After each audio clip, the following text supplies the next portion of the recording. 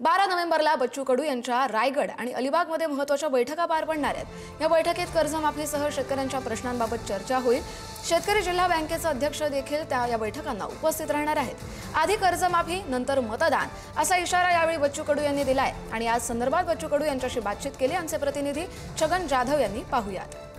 सरकारने 30 जून 2026 ची तारीख दिल्यानंतर कर्जमाफीची तारीख दिल्यानंतर बच्चू कडूंचं दुसरं प्लॅनिंग सुरू झालेलं आहे। महत्त्वाच्या कर्जमाफीच्या संदर्भातल्या बैठका बच्चू कडू घेणार आहेत। नेमकं हे प्लॅनिंग कसं असणार आहे ते जाणून घेऊया। माझ्यासोबत बच्चू भाऊ आहेत। भाऊ, कर्जमाफीची घोषणा झालेली आहे। 30 जूनच्या आत कर्जमाफी द्यायला सरकारने सांगितलेलं आहे।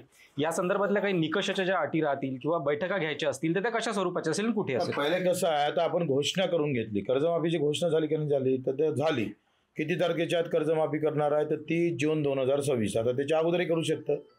म्हणजे त्यांनी शेवटची अंतिम तारीख काय घेतली, असं म्हटलं का आम्ही एप्रिल महिन्यात करणार नाही, आम्ही मार्च महिन्यात करणार नाही, असं थोडं म्हटलंय। 30 जून 2026च्या पूर्वी आम्ही कर्जमाफी करू। आता मग त्याची ते एक आपली शेवटची तारीख म्हणजे जे आम्ही म्हणतो ना त्याला अंतिम तारीख काय आहे तर ते ठेवली आहे। मग त्याच्या अगोदर करू शकत नाही तर करू शकतो सरकार, कारण आता जर कर्जमाफी केली असती तर या वर्षीचा अडचणी सापडलेला शेतकरी आला नसता। आता तो मार्च नंतर योगायोगानं थकीत होतं, थकीत झाला का त्याला कर्जबाजारीमध्ये कसं घेता येईल माफीमध्ये, त्याच्यासाठी खऱ्या अर्थानं आता आंदोलन करण्याची वेळ आली तर ते आम्ही करू।